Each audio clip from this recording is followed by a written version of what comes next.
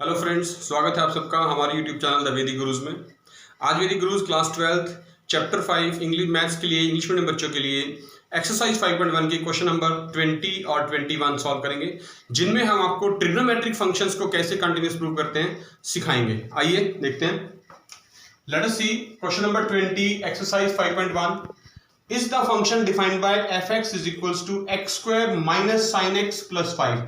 sin x देखिए trigonometric function है, हमें इसकी कंटिन्यूटी चेक करनी है at x is equals to pi पर। यहां पर पाई एक कांस्टेंट है, वहां हमें इसकी कंटिन्यूटी चेक करनी है। कंटिन्यूटी का आपको पता है रूल क्या है, लेफ्ट हैंड लिमिट फंक्शन की, राइट हैंड लिमिट और फंक्शन की वैल्यू जिस पॉइंट पे कंटिन्यूटी चेक करनी है वो तीनों सेम होनी चाहिए। तो let's check the left hand limit first. Left hand limit लिख रहे हैं, देखिए limit x approaches to pi पे चेक करनी है, तो pi minus F X this is equals to limit x approaches to pi minus function की value x square minus sine x plus 5, क्योंकि एक ही वैल्यू है तो डायरेक्ट लिख सकते हैं आप इसके अंदर। x के प्लेस पे पाई पुट कर देंगे तो क्या है, देखिए पाई square minus sine pi plus 5। Pi square minus sine पाई का मतलब क्या है, साइन 180 डिग्री, और साइन 180 डिग्री की वैल्यू आपको पता है क्या होती है, 0। तो यहां आपने 0 रखना है प्लस 5, तो you will get pi square plus 5। Okay, अब बात करेंगे राइट हैंड लिमिट की।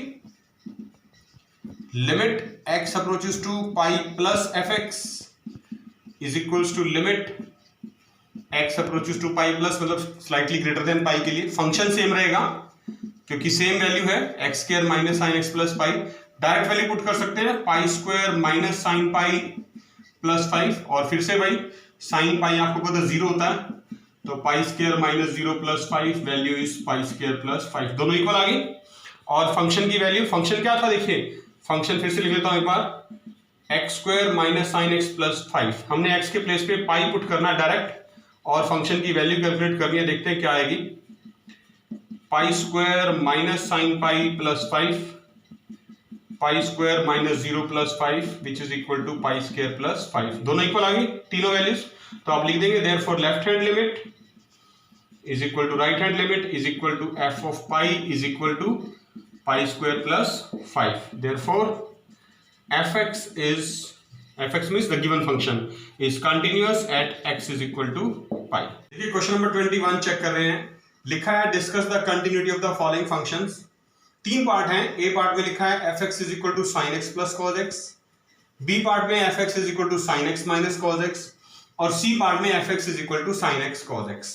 तो तीनों ही पार्ट हैं एक जैसे हैं, तीनों में ट्रिग्नोमेट्रिक फंक्शन जो है वो साइन और कॉस हैं। फर्स्ट पार्ट में प्लस साइन है, सेकंड में माइनस साइन है, और थर्ड में मल्टीप्लाई का साइन है।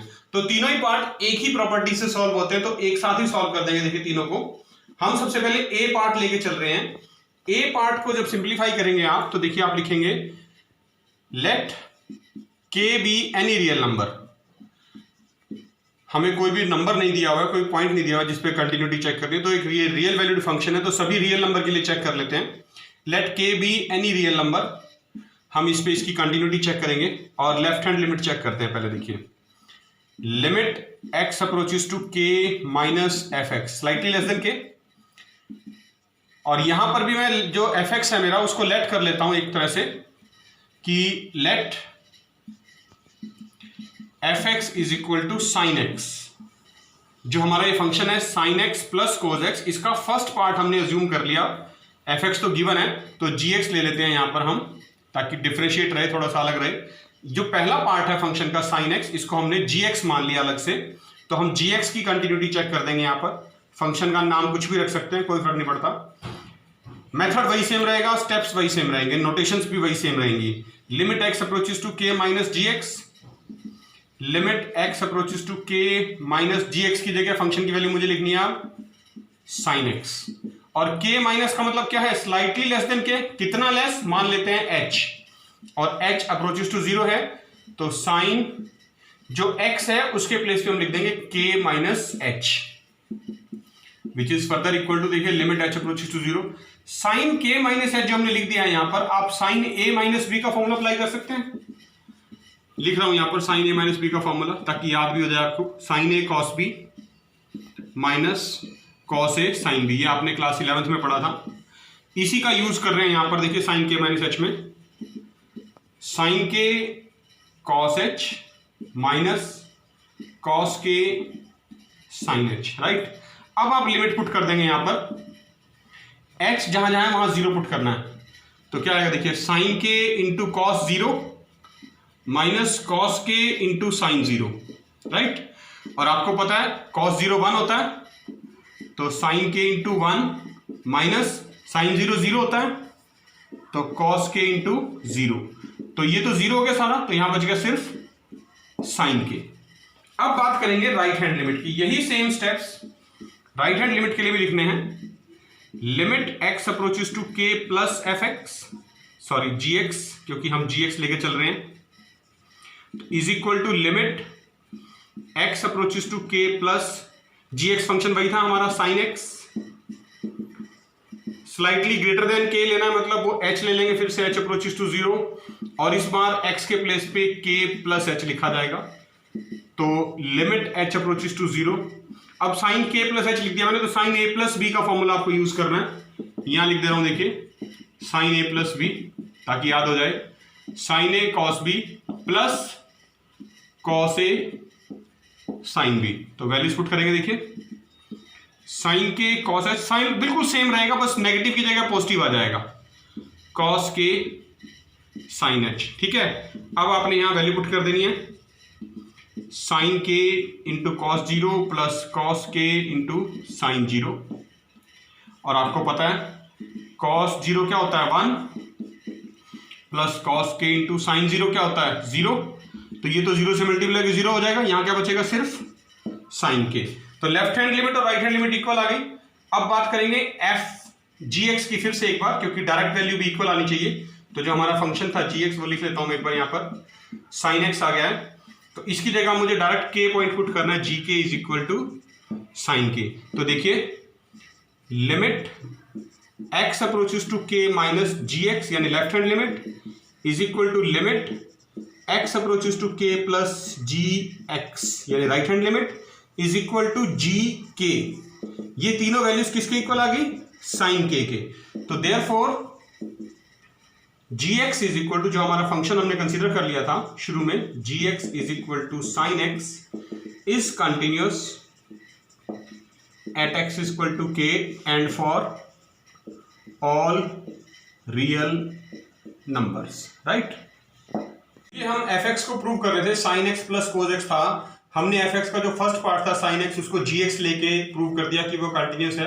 अब ये दूसरा पार्ट कंसीडर करेंगे कॉस एक्स, के रियल नंबर के लिए प्रूव करेंगे, इसकी भी चेक करेंगे कंटिन्यूटी, और लेट कर लेते हैं कि ये एच एक्स कोई फंक्शन है which is equal to cos X. अब इसकी हमने कंटिन्यूटी चेक करनी है, तो फिर से लेफ्ट हैंड लिमिट लिखेंगे, देखिए लिमिट एक्स अप्रोचेस टू के माइनस एच एक्स है इस बार मेरा फंक्शन, एफ एक्स की जगह मैंने एच एक्स लिख दिया, तो लिमिट एक्स अप्रोचेस टू के माइनस, और एच एक्स के प्लेस पे लिखना है कॉस एक्स। ध्यान से रखना, आपने ए पार्टी प्रूव कर रहे हैं, sine x plus cos x था, पहले साइन एक्स की कंटिन्यूटी चेक करी, अब कोस एक्स की कर रहे हैं, तो इसको लिख देंगे limit H approaches to 0, slightly less than K है तो स्लाइटली लेस देन एच मान लेंगे उसको, कॉस एक्स के प्लेस पे हम लिखने वाले हैं के माइनस एच, और लिमिट एच अप्रोचेस टू 0, आपको साइन के माइनस एच में, सॉरी कॉस के माइनस एच में कॉस ए माइनस बी का फॉर्मूला लगाना है, इस बार फॉर्मूला आपको आता है, लिख दे रहा हूं एक बार, कॉस ए कॉस बी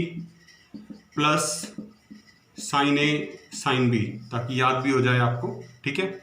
तो यहां पर लिख देना लिमिट एच अप्रोचेस टू 0, देखिए क्या आएगा, कॉस के कॉस एच प्लस साइन के साइन एच। अब आप इसमें लिमिट पुट कर देंगे, देखिए क्या आएगी, limit H approaches to 0, limit तो सॉरी पुट कर देते हैं, तो ये साइन हट जाएगा यहाँ से, ये आएगा कॉस के इंटू कॉस 0 प्लस साइन के इंटू साइन 0।